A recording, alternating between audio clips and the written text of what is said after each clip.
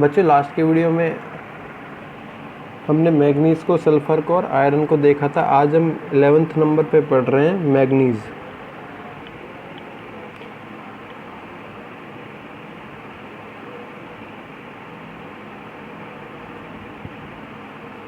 इसे हम लोग Mn से क्या करते हैं, शो करने का काम करते हैं, ठीक है ना।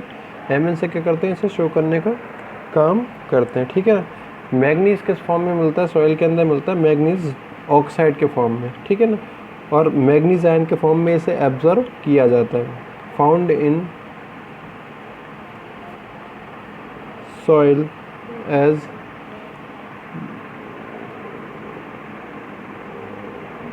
मैग्नीज डाइऑक्साइड, जैसे हम लोग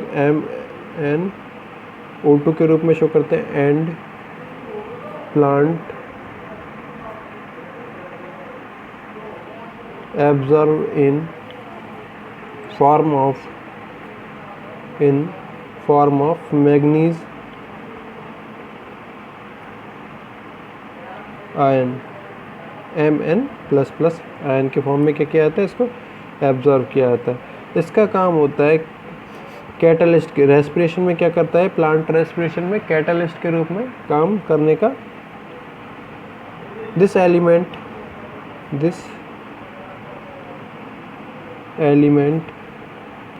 is a catalyst for respiration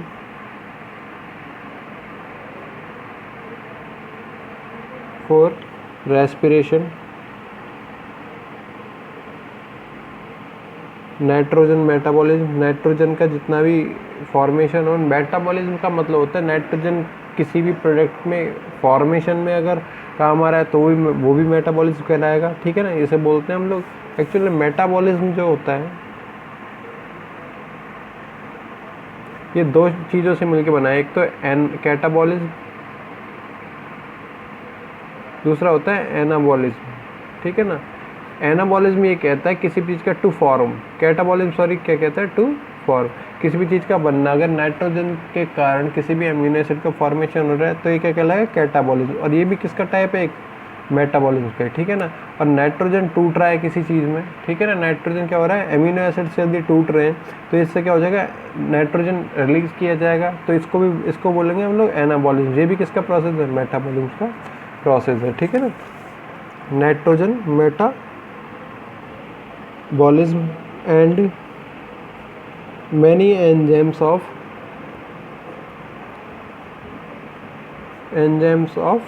photosynthesis,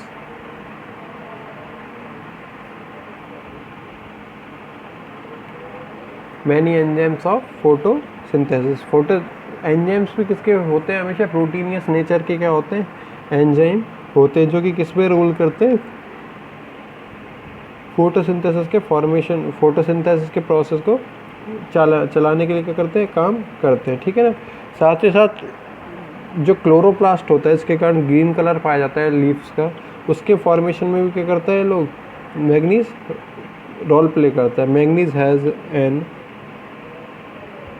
Mn play an important role in the synthesis of chloroplast.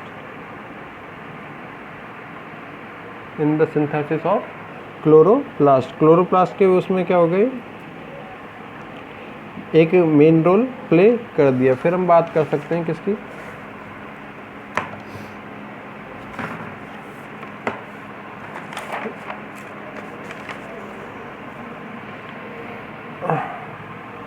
Chloroplast के फॉर्मेशन में क्या कर दिए,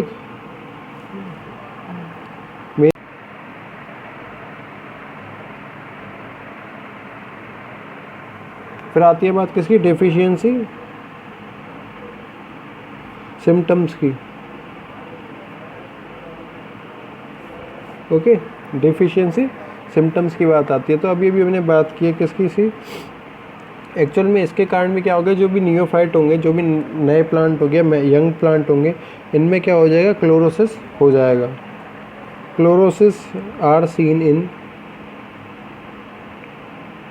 क्लोरोसिस। और कोई भी इफेक्ट होता है किसी भी मेटल का या किसी भी ऑर्गेनिक और इनऑर्गेनिक कंपाउंड यदि प्लांट के ऊपर इफेक्ट करता है, सबसे पहले उसका इफेक्ट दिखता है लीव्स के ऊपर। किसके ऊपर दिखेगा? सबसे पहले उसका इफेक्ट दिखेगा लीव्स के ऊपर। Chlorosis is seen in young and mature leaf, ठीक है ना। साथ ही साथ जो रूट का डेवलपमेंट है वो भी क्या हो जाएगा? बहुत ज़्यादा लिमिटेड हो जाएगा। Limited development of root, limited development of root का डेवलपमेंट भी क्या हो जाएगा? बहुत ज़्यादा लिमिटेड पाया जाएगा, ठीक है। साथ ही साथ इसकी कमी से क्या हो जाएगा? यही कह सकते हैं हम, इस प्रकार से कह सकते थे। रेस्पिरेशन में भी कैटलिस्ट का काम करता है। तो respiration process, slow respiration process लिख देते हैं यहाँ पे, स्लो रेस्पिरेशन प्रोसेस। रेस्पिरेशन का प्रोसेस भी क्या हो जाएगा? स्लो हो जाएगा, ठीक है ना। ये हो जाता है हमारे 11वें नंबर का क्या? मैग्नीज भी हो जाता है। फिर आता है 12th नंबर पे हमारे पास बोरोन, जिसे हम लोग बी से शो करते हैं। किससे शो करते हैं? बी से शो करते हैं, ठीक है ना। इसको रूट्स के द्वारा बोरेट आयन के रूप में क्या किया जाता है? एब्जॉर्ब किया जाता है। एब्जॉर्ब्ड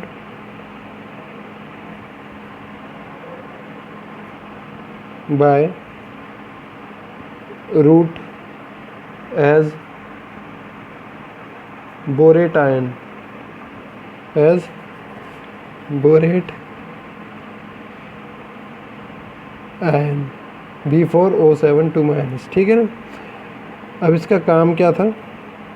इसका काम था प्लांट के अंदर कैल्शियम बोरेट का फॉर्मेशन करना। और कैल्शियम कहाँ पे होता है? हमेशा प्रेजेंट सॉइल के अंदर होता है, ठीक है ना, जो कि रूट द्वारा डायरेक्ट एब्जॉर्ब नहीं किया जा सकता। It forms calcium borate,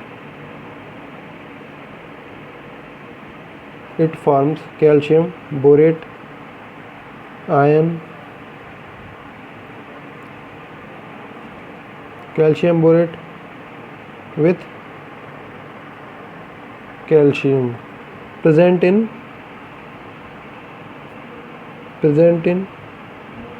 soil, which is not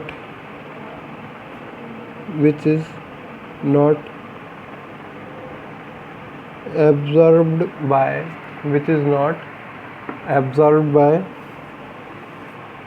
roots, जो कि क्या है? रूट्स के द्वारा डायरेक्ट एब्जॉर्ब नहीं किया जा सकता। उसको कैल्शियम बोरेट के रूप में तो एब्जॉर्ब किया जा सकता है, ठीक है ना, लेकिन कैल्शियम को अकेले एब्जॉर्ब नहीं किया जा सकता। जिससे क्या हो जाता है कि रूट्स में जो कैल्शियम होता है और बोरोन कैल्शियम की मात्रा क्या हो जाती है? रूट्स के अंदर बहुत ज़्यादा हो जाती है। बोरोन की मात्रा क्या हो जाती है? बहुत ज़्यादा कम हो जाती है, ठीक है। साथ ही साथ कार्बोहाइड्रेट के ट्रांसपोर्टेशन में क्या करता है? हेल्प करता है। सेल मेम्ब्रेन की एक्टिविटी को बढ़ाता है।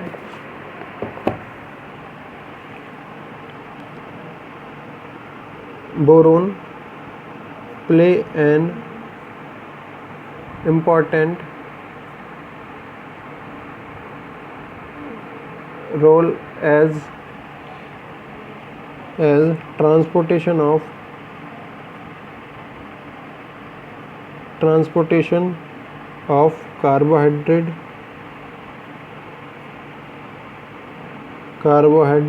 activity of cell membrane,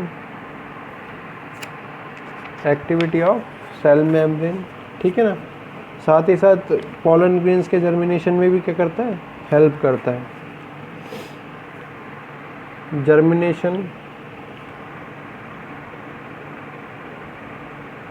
germination of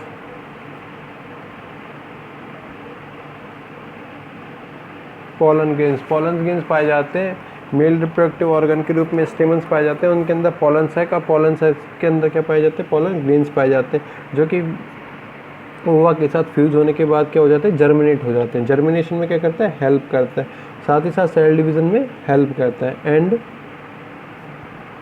cell division in plants के सेल डिवीज़न में भी क्या करता है, हेल्प करने का काम करता है। फिर आती है बात किसकी, फिर आती है बात डेफिशिएंसी सिम्टम्स की।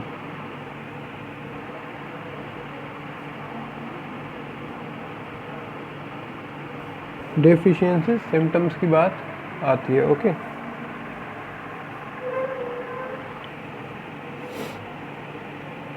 तो इसकी डेफिशिएंसी क्या हो जाएगा, डार्क जो लीव्स होंगी मोटी हो जाएंगी और डार्क ग्रीन कलर की हो जाएंगी।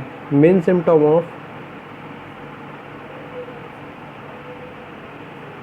सिम्टम ऑफ बोरोन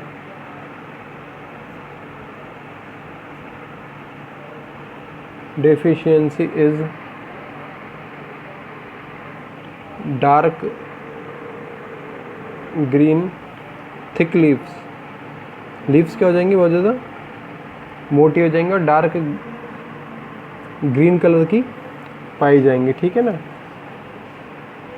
टिश्यूज़ क्या हो जाएंगे, यहाँ पे टूटने लग जाएगा, और जो स्टोरेज प्रोडक्ट होते हैं जो कि टिश्यूज़ के अंदर क्या होता है, स्टार्च के रूप में पाया जाता है, इसका भी क्या होने लग जाएगा, यहाँ पे डिग्रेडेशन होने लग जाएगा। धीरे धीरे क्या होने लग जाएगा, इसका भी डिग्रेडेशन होने लग जाएगा। ओके, डिजनरेशन ऑफ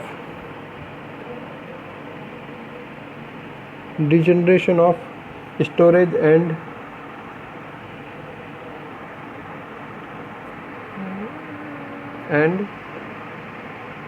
टिश्यूज़ के क्या होने लग जाएंगे, यहाँ पे टिश्यूज़ किसमें, सेल्स में टूटने लग जाएंगे। ठीक है ना। और फ्लावर्स क्या हो जाएंगे, स्टाइल कंडीशन में आ जाएंगे, मतलब रिप्रोड्यूस नहीं कर सकते आगे। Reduction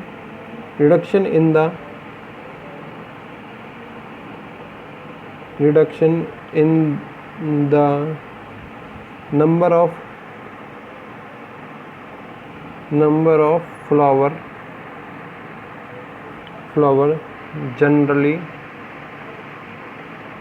generally flowers are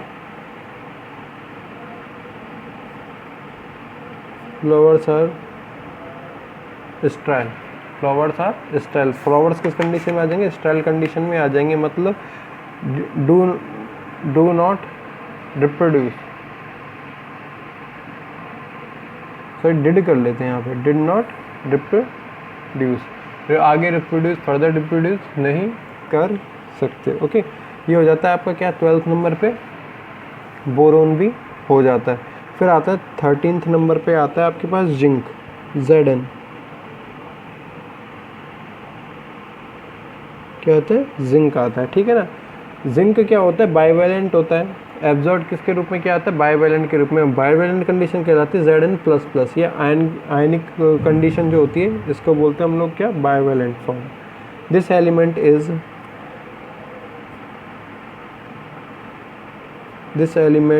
is absorbed as a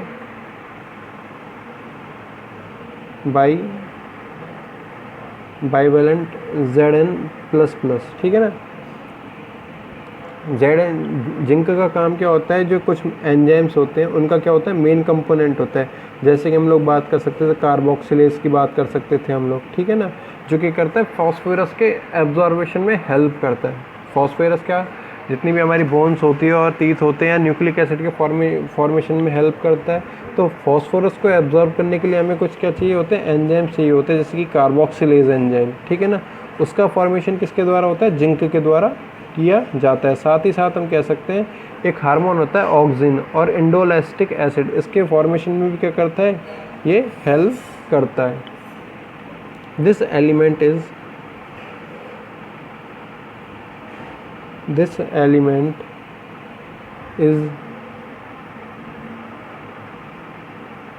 component of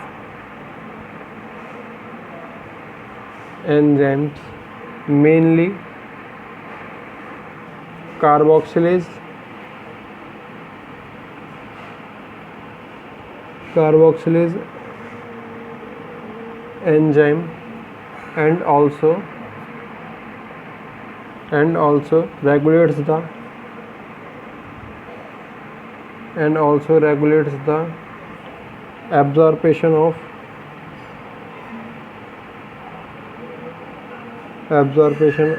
phosphorus.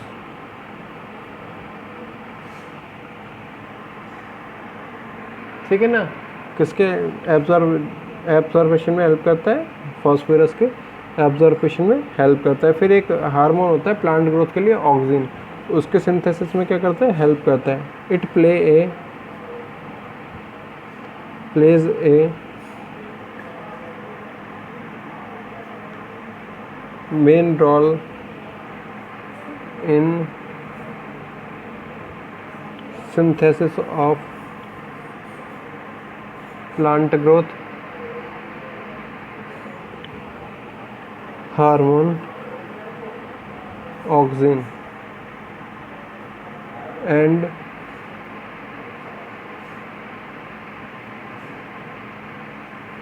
Indole acetic acid IAA के फॉर्मेशन में क्या करता है, हेल्प करने का काम करता है। फिर आती है बात डेफिशिएंसी सिम्टम्स की बात। ओके, डेफिशिएंसी सिम्टम्स की बात आती है। इसके कारण, इसकी कमी के कारण क्या हो जाती है, पत्तियाँ क्या हो जाती है, बहुत ज़्यादा सफ़ेद पाई जाती है। अभी तक हमने पढ़ा क्लोरोसिस पढ़ रहे थे हम लोग, क्या हो जाती है, क्लोरोसिस मतलब येलो कलर की हो जाती है। इसमें क्या हो जाती है, वाइट कलर की हो जाती है, और साथ में बीच बीच में ऐसा लगता है कटी फटी सी हो जाएंगी। वाइट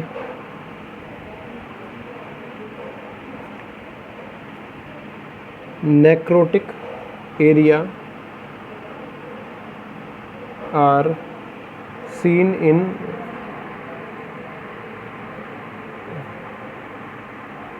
लीव्स में क्या होता है, वाइट नेक्रोटिक एरिया क्या हो जाता है, दिखने लग जाता है। प्लांट क्या हो जाता है, छोटा होने लग जाता है, मतलब इसमें सेल डिवीजन की भी या ग्रोथ भी क्या हो जाती है, रुक जाती है, सूखने लग जाता है प्लांट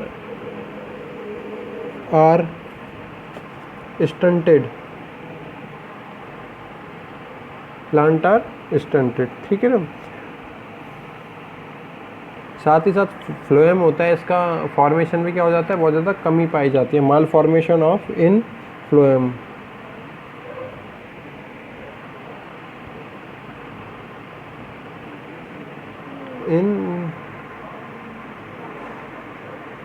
फ्लोएम का काम होता है जितना भी फूड का फॉर्मेशन ट्रांसपोर्टेशन होता है लीव्स टू रूट, लीव से लेकर रूट तक काम करना। लेकिन यदि फ्लोएम ही क्या हो जाएगा, बहुत ज़्यादा फ्लोएम में ही टिश्यूज़ में कमी हो जाएगी, तो क्या होगा, प्लांट धीरे धीरे सूखने लग जाएगा।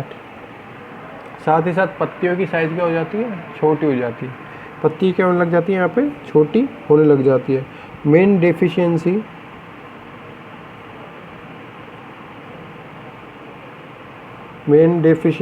Disease of